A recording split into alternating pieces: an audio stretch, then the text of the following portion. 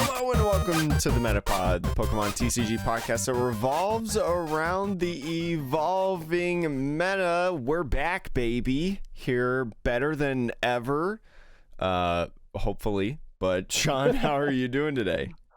I'm good. We're definitely back. Maybe we are better than ever, Jake. I don't know. That's let's be optimistic. That's a good thing. I'm still not in my basement. Yeah, that's why I was slightly hesitant, because I was like, ooh, wait, I'm recording this and Sean's hanging out. So but we got a lot of good stuff to talk about today. Sean, have you been playing any Pokemon lately? I haven't played a ton of Pokemon lately. This format is just really long. Like Holiday and Fates, there's a couple of good cards in it, but for the most part it's like minimally invasive, so to speak. It doesn't really change all that much. But I've been playing a lot of Gym Leader Challenge with friends, and that's been fun. I also recently sleeved up my Gym Leader Challenge once again. Sean, put my old Wailord water deck back together. It took forever to find the list that I had, though, because I don't know why, but some of the lists, like, I thought I had it in this one deck box, like all of it, even if it was sleeved or unsleeved. But for some reason, some of the cards got mumbo jumboed elsewhere, and I can't also find my, like, Bridgets and AZs. I don't know where they are, which thankfully is not needed in that specific list, but Bridget is at least a pretty good GLC card. So I was like, where is it? I know I have one. But anyways, yeah, GLC is the way that I like playing right now, but we will talk about a future format coming here soon if you're a little bit tired of this Paradox Rift format. Basically, a lot of this news is going to be the future going on right now, whether that's future format, future sets, and future news that you're going to want to mark on your calendars as well. But Sean, we've got a review that we need to read. You made sure to put it in the chat of our notes. I think I've been a little slacking lately on the review part, but we're living in the now. Everything's so out of whack, in so many different ways. But I was like, we got a couple of reviews actually on YouTube that were very kind. We might have reviews elsewhere too that I just haven't checked, but I wanted to start doing those to get to those reviews. So, Jake, do you want to take it away? Sure, we've got MovieMon 17. Yet again, a delightful sight to see Jake and Sean together on the Metapod podcast. All that, the Metapod podcast in all capital letters to emphasize Metapod podcast, advertising the Metapod podcast. You two continue to hit your stride, interject humor, wit, fun, and perspective on the Pokemon TCG scene. More banter about your other card games, more guests, and get your bodies and minds ready for a spring of new EX-based standard. The future is here, and so is the Metapod 5-star review. Make it to 200, but please, please, please meet up by NAIC this year. No guarantees. Jake and I have talked. We've talked about it a little bit. I've been looking at our schedule, and so for anyone who doesn't know, like, I work for sports teams over here in Las Vegas, and my dependency on NAIC, because especially it's in New Orleans, which when it was in like Columbus or Indianapolis, it was super easy to get to, but now with New Orleans, it's that's a little bit more difficult. So it's definitely a TBD, but I know at least one event here in the next 2.5 years that I can go to. But also, Sean and I talked, there's an Indianapolis regional. Was it Indianapolis that we talked about? And then there was LA. LA. Well. Oh, yeah, one of those two. Yeah. So it might actually be one of those two instead of NAIC, but it's still in the works. Sean and I work every week, it seems like, to try to get a little bit closer to meeting after 3, 4, 10 years of doing the Metapod podcast. But anyways, Sean, let's talk about this upcoming spring. Pokebeach.com. I almost forgot to switch the screen to show everybody else the news that's going on. It did an exclusive reveal of the upcoming Scarlet and Violet Twilight Masquerade set. Twilight Masquerade releasing on May 24th. It will be our SV6 set. Again, being our spring set, the name referencing Ogerpon, which, if you do not know, like Sean, maybe you haven't played the recent games, is one of the new Pokemon, kind of the new mascot of the DLC. So pre-releases are going to happen May 11th through the 19th. So if you're looking, after school gets out or something like that, or you're looking for some summer plans, this is an excellent one to do. It has not been officially announced in Japan in terms of the teal mask cards, in terms of the Pokemon with like Ogerpon, because Ogerpon is like multiple Pokemon essentially, or multiple different forms based on the mask that it wears. So it'll be really curious to see how this pre-release goes. Is it kind of like the Simisear, Pansear, like the monkey? No, right? so it's not necessarily different Pokemon. I think that this is more of like Necrozma kind of deal. Or no, maybe actually Arceus. Arceus is probably the best example of this. So like Arceus, is a normal type Pokemon, right?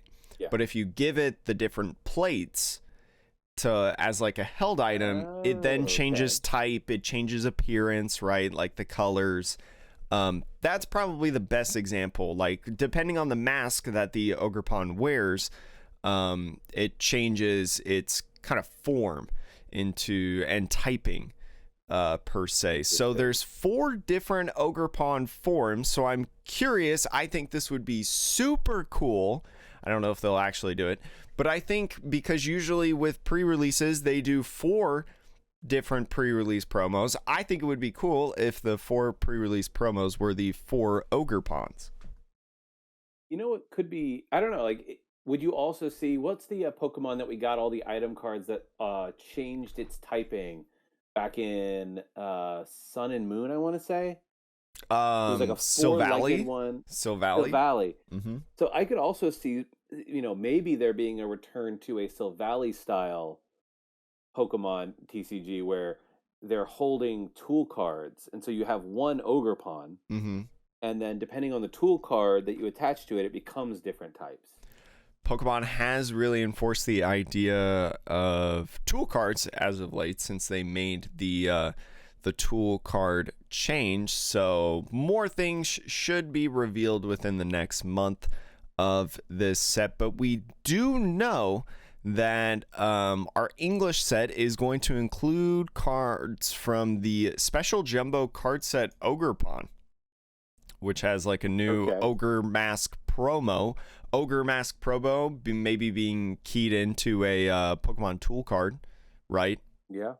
Ogre Mask could be a Pokemon tool that allows Ogerpon to change into her different forms, which I think could be cool. I'd be curious to see if it's like a dual form or not. It could be like one like form or the other. Because they're saying here, right, like at the bottom here, the Ogre Mask change into grass water, grass fire, grass fighting.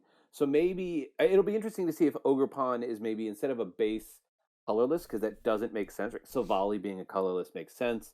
But maybe the Ogerpon EX is base grass. Yeah. And then the different masks you put on add a typing to it. And, maybe add a typing and an attack the same way that some of the new TMs add. That would be interesting. I don't know.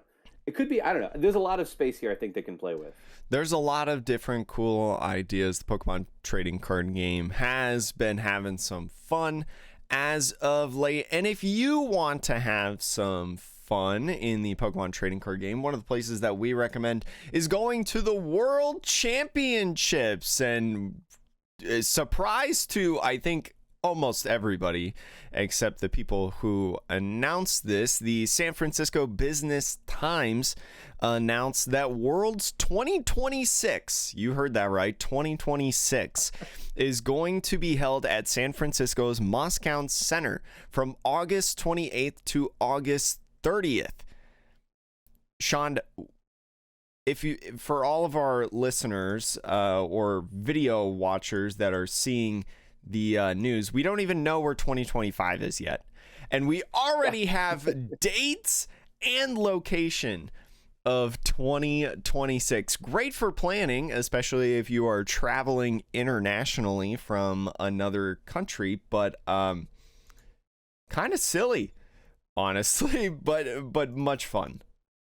Yeah, it was reported by the San Francisco Business Times. Mm-hmm. So what it feels like, and Jake, actually, you and I've talked about this before, which is that these deals that are made with convention centers and cities are probably done, years in advance. They are done so far in advance.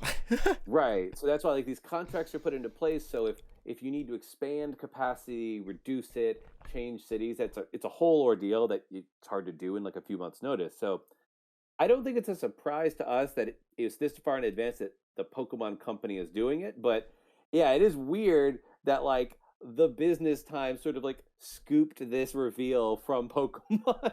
Like, I'm sure they're all very excited in San Francisco to get the Pokemon World Championships, but I'm sure somebody at Pokemon Company is like, guys, what are we doing? Stop. Wait. 2024 Whoa. Worlds hasn't even happened yet.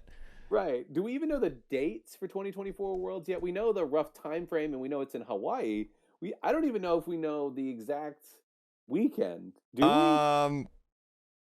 we? Hasn't even held yet. We won't even know where 25.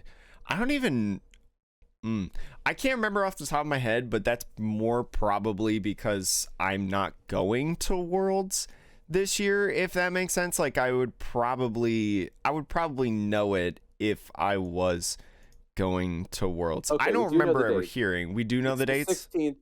It's the 6th. Oh no, it's two different weekends that I'm seeing right here on an older article, but either the 9th to the 11th or the 16th to the 18th is the guess. I would guess the 16th to the 18th. They tend to go later in August, but yeah, as far as I can see, we might be wrong, but like I don't know if it's widely known, especially what the exact dates for Honolulu are. So it's pretty crazy. Either way, San Francisco, I saw a lot of support in the decision to hold Worlds in San Francisco. I think a lot of people were saying, especially because I think this venue has hosted Pokemon events before, or at least San Francisco has hosted major Pokemon events in recent memory. A lot of people really like this city, and I think it's a decent choice as well. Like a pretty good choice if you talk about U.S. cities. It's a big city. There's a lot to do, but not like too crazy, right? I feel like it's better than Columbus. Yeah. And it's honestly in August in San Francisco, California is going to be a nice time of year as well. It's going to be enjoyable for most all people in terms of weather and stuff like that. And then also it's pretty easy to get to and then travel around. Yes, big international hub for travelers from all over the world. Not to say obviously Tokyo is a big international hub too, but yeah, I feel like Hawaii is I would argue maybe a little more niche. Like it's obviously a tourist destination, but not every country will likely have direct flights to Hawaii of all places. It's an island, right? So yeah, I'll be interested to see where 2025 ends up though, because like does Europe finally get a world championship, or do we go back to like maybe next year it's on the East Coast in the US, Jake? Maybe it comes back. Well, don't think maybe to the South. Well, I guess they could do multiple years of the US, because if you look from literally 2004 to 2019, it was all USA. So, I mean, we just had a UK World Championship in Europe in 2022 and then in Japan in 2023. I could see potentially like if we're taking guesses and we're just trying to go out Yeah, there, let's. right? If we're just trying to go out there, if it's not going to be the East Coast of the US, I could maybe see something like Brazil potentially. In Hmm. terms of a world championship, right? It'd be Latin America, it'd be kind of like a new region per se. In terms of hosting the world championships, Brazil is kind of the first one that comes to mind for me if we talk about like, what countries in like Latin America could host the world championships. So we'll see if that ever happens in the Pokemon trading card game. I think it'd be cool. There are so many good players in, Latin America, and especially in and from Brazil, right? We talk about Gustavo Wada as Yep. one of them. We've mentioned their name so many times on this podcast. So could be cool, could be interesting. We'll see exactly how it goes. But I can tell you right now, I'll probably be at World Championships in San Francisco because that is not that far of a drive for me. So if Sean and I don't meet this year and it takes all the way until 2026, if Sean goes Oh my to gosh. San Francisco Worlds, I'm in. Okay. The There last we go. We time got. the last time Worlds was held in San Francisco, though, was 2016. So good enough to go back after 10 years. Yep. Yep. Uh, Next thing on the agenda, though, Jake, is a little bit closer in terms of time frame. Temporal forces. Jake and I are discussing like when we're going to do our set review and Mm-hmm. post rotation stuff. But in the meanwhile, they did announce the pre-release promos for the next main set. And we can take a look at the. Usually it's four. Is it four? Yeah, it's Yeah, four yeah, yeah. different promos that will be in those pre-release kits. So if you're not familiar, when you go to a pre-release, you get a little stack of cards and then you get a few packs. At the face of the stack of cards is like a fancier one that usually has a special stamp on it. Um, and typically, your little pack of cards will in some way be anchored around the strategy of that face card. So Mm-hmm. pre-release promos. Jake, what's the first pre-release promo on the list here? The first pre-release promo is Feraligatr, 180 HP Stage 2 Pokemon, evolves from the Totodile line, has an ability and an attack. The ability is Torrent Heart. Once during your turn, you may put 5 damage counters on this Pokemon. If you do, this Pokemon's attacks do 120 more damage to your opponent's active Pokemon during this turn. And for 2 water energies, you get Great Wave for 160 damage. During your next turn, this Pokemon can't use Great Wave. All right. In the pre-release Interesting. format, I don't know if this is great. I mean, it could help you take knockouts on opposing like big EX boss monster Pokemon, right? Because in pre-release formats, sometimes it feels like if you just don't pull an EX, like you lose. Yeah. So this could help you kind of even that out a little bit, but honestly, like in the pre-release format, you probably don't want to use the ability, right? You just want to use Great Wave and then Just do maybe 160. yeah, just do 160. I feel like that's probably usually enough to get you there.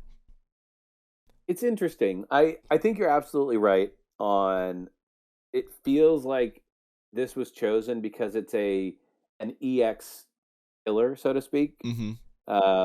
Your opponent can't just sit a 230, 240 HP basic EX or maybe a stage 1 EX with 260 to 280. They can't just stick that in the front, deal out crazy damage, and then take like 3 prizes in a row before you kill it. Because again, in pre-release format, there's only 4 prize cards too. So the longer it takes you to knock out that EX, even if it gives up 2 prizes, if they take out 3 of your Pokemon in the meanwhile, it's still a good trade for them. So, but I think the hardest part for this one for me is that you're sticking this attack on a stage 2. So your opponent is more likely to get into their EX maybe faster than you are to get into the stage 2.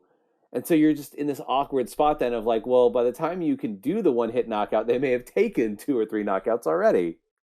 So like, is it even worth? So like, you maybe have Right. done a little bit of chip damage on it. Is it even worth then at that point, like using Great Wave for a huge knockout to do probably way too much damage? Right. And so I don't know. But I will say this: if outside of that specific scenario, it's 180 HP, which is really beefy. Mm-hmm. So if you can, sit this in the back, it only needs 2 water energy to attack as well, so you don't have to commit a ton of energy throughout the game to it either. You can kind of power up other things, and then when you take a turn off, you can power the one in the back up slowly. Um, I don't know. It feels like it's energy efficient enough where in a normal game, that 160 is going to knock out most of what your opponent throws in front of you. Mm-hmm. Um, and then taking a turn off at 180 HP is not, it's fine, right? You probably won't get knocked out. Unless you're facing Yeah. an opposing Feraligatr. Yeah, but the for alligator would have to do the ability to knock you out. To put Yeah, 5 you'll damage just be. You better hope you have a lot of rare candies and a lot of Feraligatrs. Yeah, exactly. The one that I think is the best one, personally, out of the pre-release promos is the Metang. Metang, a stage 1 metal Pokemon, 100 HP from Beldum, evolved from Beldum. We're just going to think about its abilities because its attack is just 1 metal, 2 colorless, 60 damage. The ability is Metal Maker. Once during your turn, you may look at the top 4 cards of your deck, choose any number of basic metal energy you find there, and attach them to your Pokemon in any way you'd like. Shuffle and put the rest at the bottom of the deck. So usually we have seen like these kind of things. I think of Magnezone, for example. Yep. Magnezone, you just shuffle the cards back in the deck entirely, like a Cynthia, right? I'm trying to think of an old supporter that just lets you shuffle cards back in the deck. This one, Marnie's them. Yeah, this one is essentially like Marnie and Iona, where you put those extra cards at the bottom. So really cool to see on a Pokemon. I know a lot of people are excited about this Metang. It seems a little bit constricted though, because you have to use basic metal energies, right? So something like the Dialga, right? Dialga now only has to get to a stage 1 instead of a stage 2 if you're talking about the V-Star, to be able to accelerate those energies. Because as a big-time Dialga V-Star player here, yep, sometimes it was a little tough to get your rare candy and evolve your Magnezone. But now it's a little bit easier with the Metang. It's not level ball searchable, unfortunately, and it does have 2 retreat costs, but I think it's going to be a little bit easier. Yeah, I mean, I think this is a pretty neat card. I'm thinking back to like, we have the Magnezone, but to your point, we this one doesn't require you to play rare candies, mm-hmm, which is it's a little easier to find the pieces. Maybe. Like I was playing Dialga V-Star and I was using Iridas to find items like rare candy. Like that combination, right, I feel like just shouldn't work. Yeah, well, it's like it clearly was never meant to work that way. Like, or you're gonna play like Arvin in order to find a rare candy and some. Oh, I'd cool probably card. Find Arvin now if I was doing it. Yeah. But yeah, I think this is obviously much nicer in terms of like less resource intensive. So I like it. My question would be, I don't know what comes in the pack with Metang, because it attaches basic metal energy, which you're like, okay. Who am I attaching it to? Because it itself, it only does 60 damage. That's not very good. Let's be honest. This is a support Pokemon through and through. And the question you're going to have with a pre-release is, do you pull, or are there other stuff in your pack that either use metal energy specifically, or use colorless energy? A lot of them, so you can, because if you have to mix up your energy too much with this deck, I could see you whiffing the metal energy more often than you want. I would think, and this is interesting, if you do get like the Beldum line, right? If you do get the Metang line, I'd imagine that you probably get a Metagross or 2, right? Because I think the Curlia, right? The Oh, that's Curlia interesting. Yeah. refinement, did it it came with Gardevoirs, didn't it? Do you I remember? think I don't remember what set each one's came out in, but because the Shining Icona Gardevoir is not from the same set as the Refinement Curlia. But there Oh is, yeah. I think there is a Gardevoir that basically has it's a refinement Gardevoir, weirdly enough. Yes, I yeah. think. So that is interesting though. Your point of this Metang maybe we'll be getting, and look, we haven't done the set review, and maybe there is, what does Metang evolve into? Metagross? Metagross, yes. So there may be, because we haven't looked at the set review, maybe there's a Metagross EX that this works into the same way that Refinement Curlia, or maybe there's a baby Metagross as well that this is like the perfect in between to encourage players to not rare candy, which Hmm. is interesting. That's cool. It'll be fun to see this one. And then there's two more. There's one that is Koraidon, a basic ancient Pokemon, dragon type, 140 damage, fighting colorless attack, primeval battering, 30 times damage, does 30 more damage for each of your ancient Pokemon in play, and then a shred attack for fire, fighting, and colorless, 130 damage. The shred attack is an attack that is damage that isn't affected by any effects on your opponent's active Pokemon. So it gets through things like Mimikyu, although Yeah. Mimikyu doesn't affect this Koraidon. If this Koraidon was a rule box Pokemon, it would get through Mimikyu. I guess if there was anything that said like your basic Pokemon, like Iron Bundle. Iron Oh Bundle, yeah. I think, has it where basic can't hit, it can't get through. So this gets through Iron Bundle effectively, I believe. Um, this is cool. Like Mm-hmm. I would love to get a kit that had mostly ancient Pokemon in it, because then when I'm ripping those packs open, Jake, I'm just looking for that the ancient A spec card. Can you Oh imagine? yeah, that's right. You draw that A spec as well. If there's gonna be some people who get this pack, pull in that A spec, and they're just like super happy. They're like, "Yeah, I'm gonna draw 6 cards off of an item," and then everything's peaches for I'm just them. having a good time. I wonder if Yeah, there is an ancient pre-release like pack where like your ancient, well, like you were saying, get that and then the A spec, but like, like all of the evolution lines and stuff like that, or it's just a bunch of like basic Pokemon that is ancient and or future. That would be really interesting because I'm trying to think like in the other kind of gimmicks that we've had of like fusion strike, single strike, rapid strike, did it have that same thing? Do you remember if like in battle styles, if you got like I think you got an Octillery. I think Octillery was yeah. one of the evolution Pokemon in a pre-release kit, I feel like. I think you're right. Yeah, I think Octillery was there, and Octillery's whole thing is searching your deck for Rapid Strike cards. Yeah.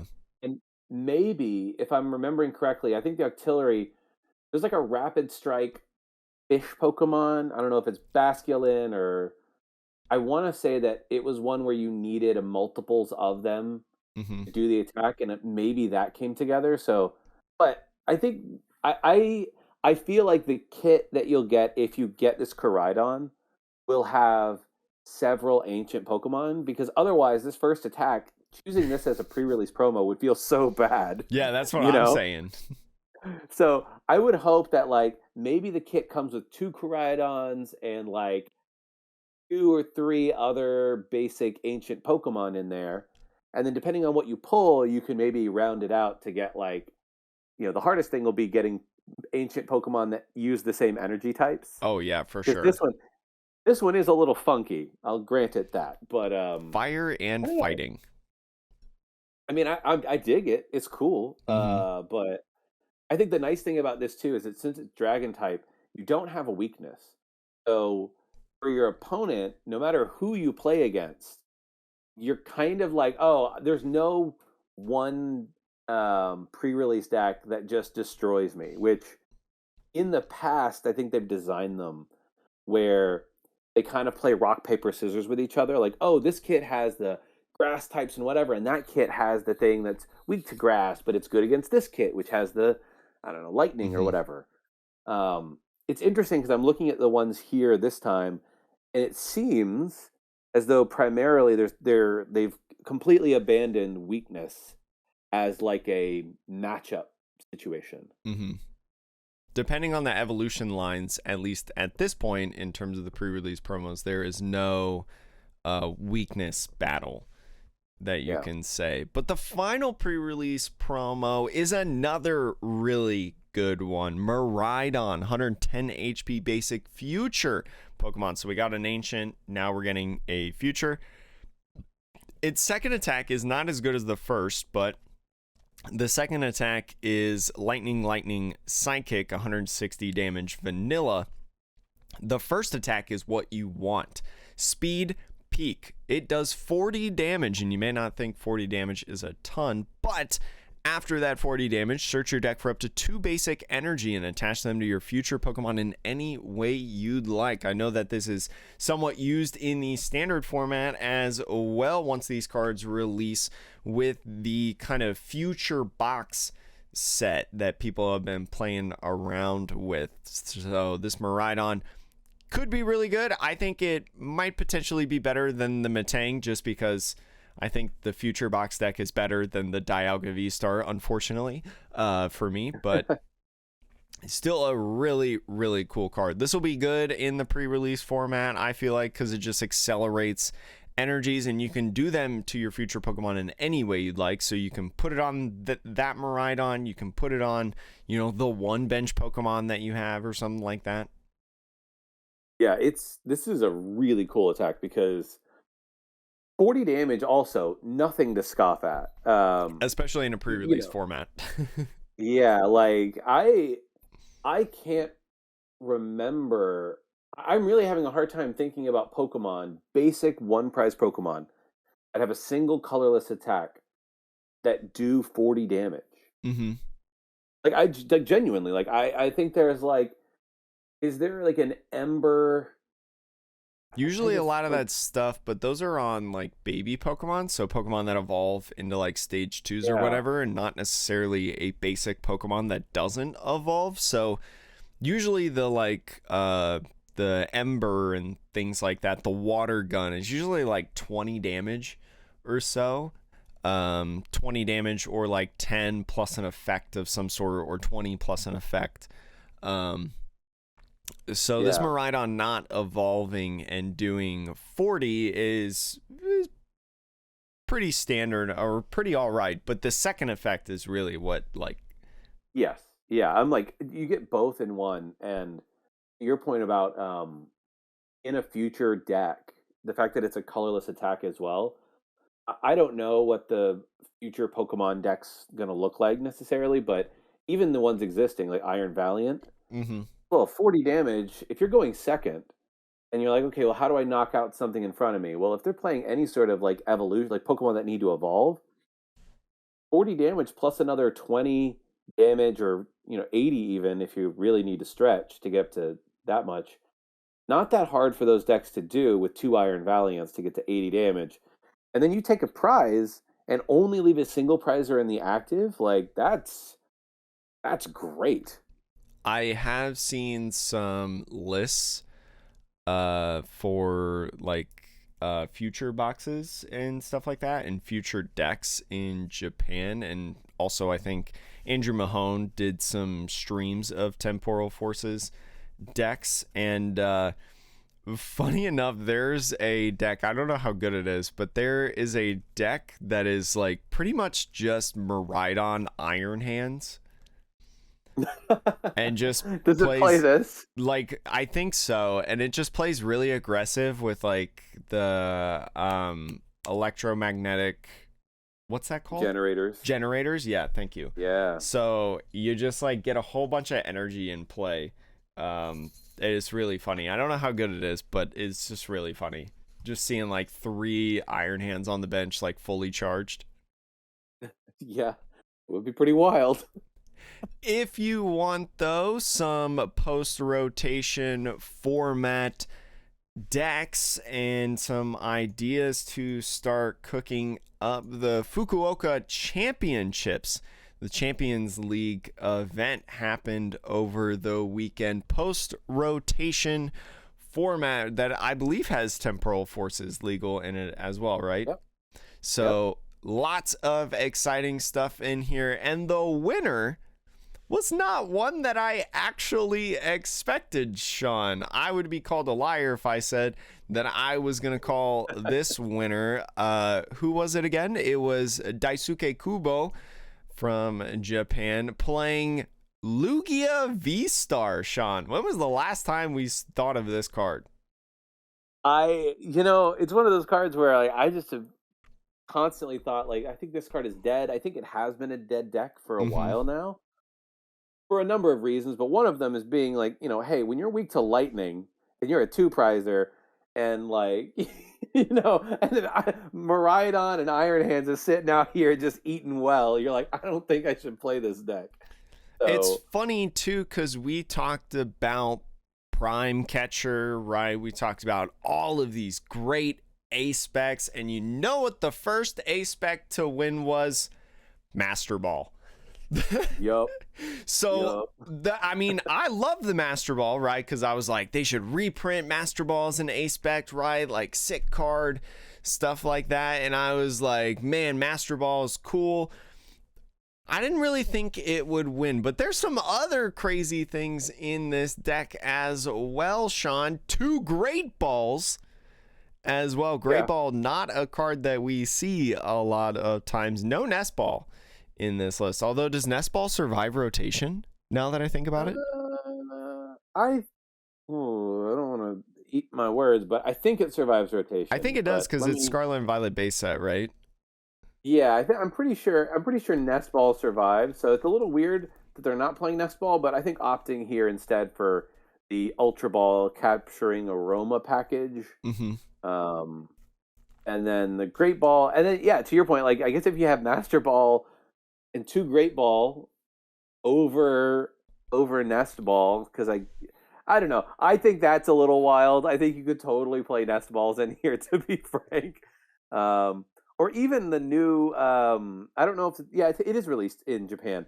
The new Bread Basket card. If you really want to get your, whatever that is, the new Battle VIP pass, but you can use it at any point in the game. Right, like you could get out some of the new cards that are coming out, like the pre-evolutions for that. So it's a little wild, but Japan sometimes has some wild choices. Like they're playing 2 Serena in this deck. They're also playing a Jock in this deck. Do you even know what Jock does, Sean? Oh yeah. Jock is. I think Jock is a great card for GLC. But you search your deck for 2 evolution Pokemon, put them into your hand.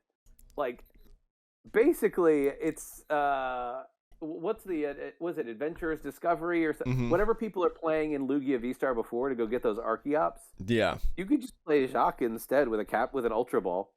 It's the same thing. It's great to find your evolutions, and you're playing 3 different evolutions in this deck: the Lugia V-Star, the Archeops, and the new line that's added in the Lugia list, Chinchino, Sean. Chinchino, stage 1, 110 HP, colorless Pokemon, has the attack special round for 70 times. It costs 2 colorless energies, so very easy in, the Archeops builds to be able to power this up. 70 damage for each special energy card attached to this Pokemon. So in a deck that is full of special energies, this thing can hit big numbers. And especially as well, this is another really, really cool thing with the Chinchino line. There is a Minccino,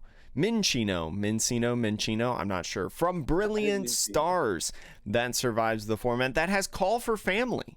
So if maybe you don't want to put a Lugia V in the active, or maybe you didn't find a Lugia V at all, don't worry. If you have an Energy and a Minccino in the active, you can get 2 basic Pokemon and put them on the bench. Could be another Minccino, could be a Lugia V, could be 2 Lugia Vs, could be a Snorlax, right? Don't put the Luminion in for Call for Family, that'd be weird. But really, really cool stuff going on with this deck, in my opinion. Yeah, and I think the other big thing that makes this archetype maybe more popular is the new special energy, which we also haven't talked about, but Mm-hmm. called Mist Energy. And it prevents all effects of your opponent's attacks done to the Pokemon this card is attached to. So that would stop the instant knockouts from Roaring Moon or Giratina V-Star. Mm-hmm. That's a big one. Is placing damage counters considered an effect of an attack? I want to say so. I'm pretty I sure could it be wrong. is. Yeah, because it's not the attack's damage; it's an effect Because of an attack to place the damage counter. how does Jirachi read? Because if Jirachi reads Good the question. same way, I'm pulling it up right now. Okay, Oh good. man, there's a lot of Jirachis. It says prevent all damage counters from being placed on your bench Pokemon by effects of attacks used by your opponent's basic Pokemon. So it's So it is an effect of an attack. Yeah. yeah, but that one specifically says damage placed by But the it says damage effect placed of an by opponent's attack. I still think it's considered an effective attack, but they didn't want the Jirachi to stop all effects of attacks, only the Mhm. damage placed part. I guess So, it makes sense, and it probably does work since we're so talking like that about it. also, that'll stop a Sableye Mm-hmm. on your little Chinchinos or your Minchinos in the back.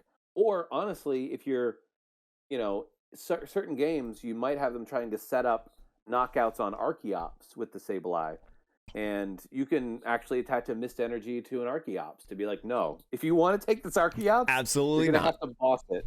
Yeah. You're going to have to bring it up. So, Either do that or do the whole Moonlight Shuriken thing going on. But yeah. cool stuff to see the Lugias. If you still have your Lugias, make sure to sleeve them up and get them ready. I know Lugia is a popular choice of many of the times, but second place was also not a deck that I think I would have guessed. Arceus V-Star Alolan Vulpix. Not the first time that we've seen Alolan Vulpix V-Star hit the limelight, Sean, but it's back again here in post-rotation. Yeah. I mean, this one's obviously, I think with all of the ancient and future Pokemon that are coming out, I didn't watch the tournament. I'm not sure what the numbers are, but I imagine part of its success was that so many of the new Pokemon and the archetypes previous to that have abilities Mm-hmm. that, like, well, this Alolan Vulpix is really going to do well in a format where most things have abilities and Escape Rope has rotated. I think that this is just like one of those cards that it's like when a new format emerges, right? This is a great option because who is planning to face it, right? Yeah. Like everybody's preparing for all the new cards, everybody's preparing for the old top decks like Charizard and Roaring Moon and stuff like that. But Alolan Vulpix is like it's continuously the underdog. So very, very interesting. Doing that 160 damage, and it's not affected by any effects on your opponent's active Pokemon, and preventing all damage done by Pokemon with abilities next turn is just a really interesting kind of stall type card, barrier or wall, I guess is the better way to say it, a wall type Pokemon. I will be interested to see, though, if this Pokemon becomes more popular, if cards like Iron Bundle become popular as a response. Mm-hmm. Because ultimately, because I think that, like, yeah, Escape Rope rotates, but Iron Bundle also exists. So, to your point, I think this is a good early format choice, maybe. Catch people off guard as they're playing with the new toys, but I question this one's long-term viability. That's just Yeah, me, though. But I mean, it's like Riley's Duraludon VMAX when that first came out, and played it at like the Full Grip event, and people were like, "Oh my gosh!" And then it just kind of like that was its peak moment. But there's another card, Sean, in here that is new. Okay. Yeah, the Airy trainer supporter card. Look at your opponent's hand, discard up to 2 item cards you find there. No. Let's go. I mean, it's a one of. Yes. So it might be a situation where if your opponent is taking a while, they're building up a hand, and you think, oh, maybe they have cross switchers, or maybe they're planning for a turn. You can really absolutely destroy that little scenario. You can do a lot of damage, and hopefully when this releases, the control kind of boosts up a little bit, I will say. I'd love to, although I'd like to see like more exciting control. I don't know. Snorlax control doesn't really do it for me personally. It's not a very, it doesn't feel as active as a control archetype, because you're mostly just saying, hey, I'm going to stick things in the active and then they can't move. And my whole game plan is to just make it so you're stuck there. But one other thing I'll note about this deck is the first deck we looked at, Master Ball, was the ace spec of choice. This deck, it is Prime Catcher, the one that everyone was like, oh, this is like the best, and including us. Will play this. Yes, yeah. I mean, look, Prime Catcher it's a fantastic card. So yes, yeah. But I wanted to call that out because as we look to a couple of other lists here, really quick, I just want to know, like, okay, what else is new? Like, are there other ace specs that are also being used? What list do you have? Like a list that you want to look at real quick? Well, the third place list, real quick, Jake, which is a Snorlax stall list. Ooh. It plays 3 copies of that Airy card, which makes you discard items. Let's go. Which is really annoying. But for this one, Hero Cape is the prime, the ace spec of choice, which, if for those of you who don't remember, Hero Cape, I believe, adds, I'm trying to click it but also look at it, but I think the Pokemon adds, this card is attached HP. to, yes, gets 100 HP. So, like, yeah, your Snorlax is, instead of being a 150 HP annoying thing to deal with, it's a 250 HP annoying thing to deal with. And then couple that with Silene, and you might never kill a Snorlax. Exactly. Too bad we don't have Lana's fishing rod still in the format. Do you remember that card? I do, and I think there's a reason why that card and these ace specs could never coexist. The Snorlax, kind of the same with the Rotom and different mill effects going on in the list, does now play the Chi-Yu EX, right? Chi-Yu EX, the 190 HP basic EX Pokemon, has that fire attack, the first attack for 1 fire energy, Jealousy Singe, to discard the top 2 cards of your opponent's deck. So we know that Crabominable, I think, has been the popular choice for people as of late, but now moving on into the Chi-Yu. I think it has a easier retreat cost overall. That's a good call, yeah, because you don't want the Crabominable getting trapped in the active by your opponent at any point is also bad for you. So, and there's only one other deck that I actually want to look at, to be honest, but I will point out 2 decks that we don't have lists for. There is an Ancient Box deck at 9th place and a Future Box deck at 14th. So they're there. They probably need some refinement. I'm sure they will get better as more and more people play them. But the last list I wanted to just pop up was a new one by Takeru Yamano. I was hoping you would say this. Heck yeah, which is Great Tusk, a Great Tusk deck.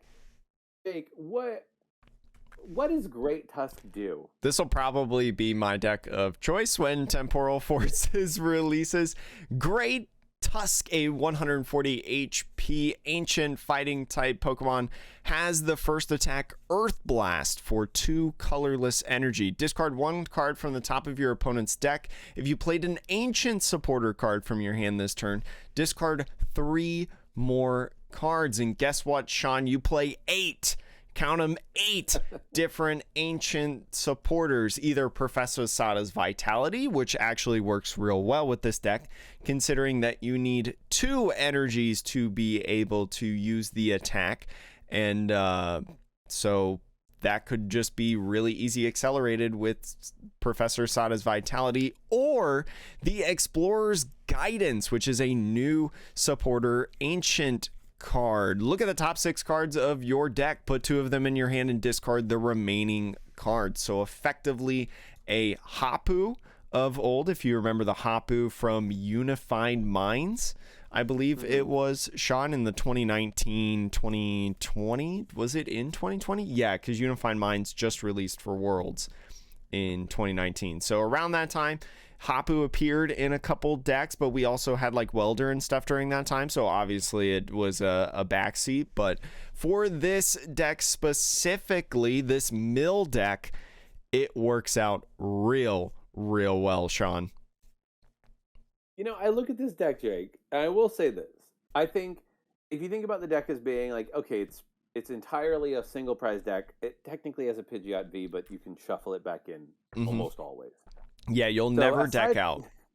Right. Aside from that, though, you're playing a single prize deck, meaning your opponent has to take 6 prizes, which means more than likely, you know, you'll probably get 6 attacks off. Let's say in an average game, you get 6 of these Great Tusk attacks, and that sort of nets out to, what would that be? 6 times 4, 24 cards that you can mill. Mm-hmm. Now, I want to understand, Jake, how you win by only milling 24 cards from your opponent.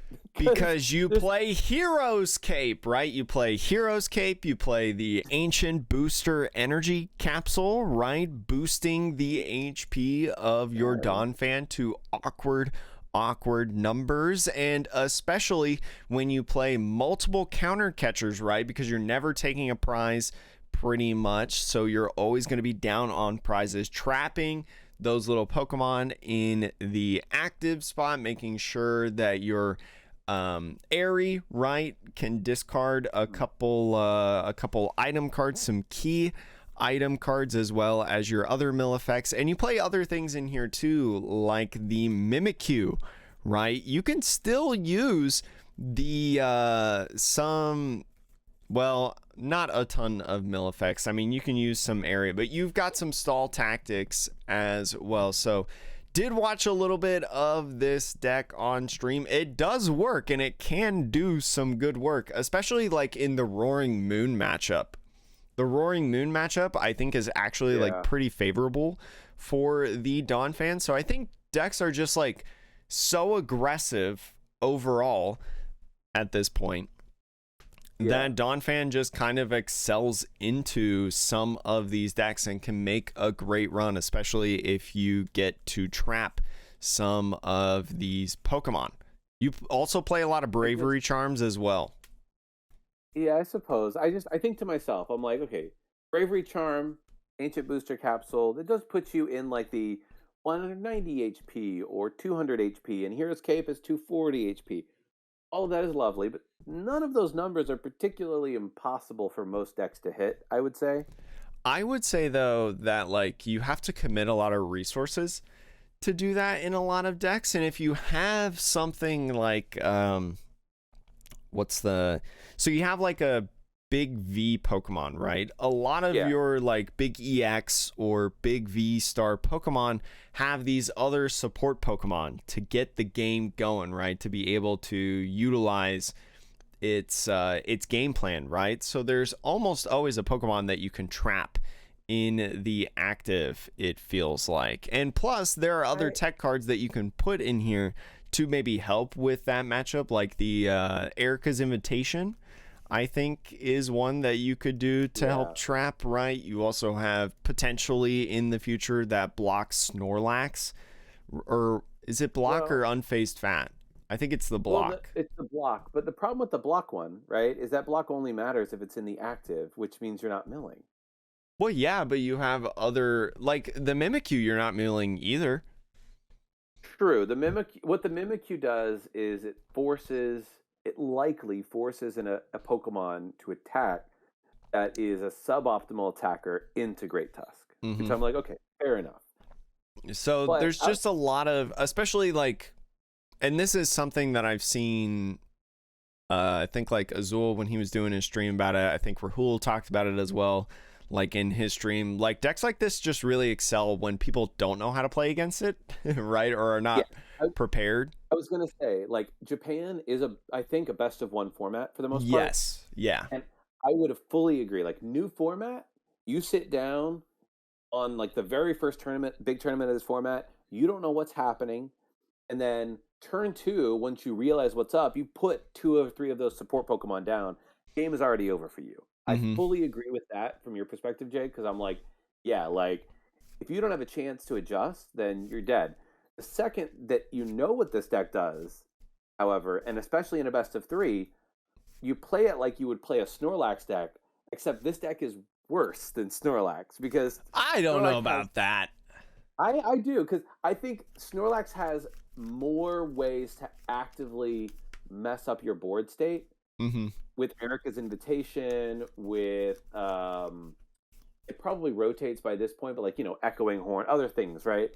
Whereas this deck, it doesn't really have anything to mess up your board state except Counter Catcher. That's really the only card in the deck that actively makes you play suboptimally. Think about the start Comfey or Radiant Greninja and go second. Your opponent just thinks that you're a Lost Box deck. Well, yeah, that's true. Like, but what I was gonna say is, I think in a format where people either know what this deck is trying to do, or in a best of 3, I would actually pose that a Spidops EX version of this deck might be interesting for people to explore. I did see a Spidops deck list in Japan recently on Twitter. I wish I had it on me, but it was like it was like an actually good deck that like won like a local kind of event or something. I think something equivalent more to like a cup. But it was awesome. I wish I had it on me. This for me is like, I think a Spidops version of this deck in like, the West could be an interesting thing to explore, because that, if you can actively trap your opponent's Pokemon and make their retreat costs like 2 or 3, then all of a sudden, it's a whole new ball game. Because it's one thing if you're trapping things that have 1 or 2 retreat costs, but whatever. It's a whole other world when you're trapping something and all of a sudden that retreat cost now is 3 or 4 and it's not an attacker. I will say in the top 16, it was a pretty diverse top 16 overall in this event. What is it? 2, 4, 6, 8, 9 different archetypes in the top 16. Arceus decks having 3, which the Arceus decks, I think, like one of them was the one that we went over, and the other 2 were Arceus, Giratina, V-Star, right? So the return of Arctina is also coming back in this one. And then the Lost Zone box. What kind of Lost Zone box? Oh, we only know one of the lists, and it's like the Tord Reckliffe box of the Lost Box with the Roaring Moon and stuff like that.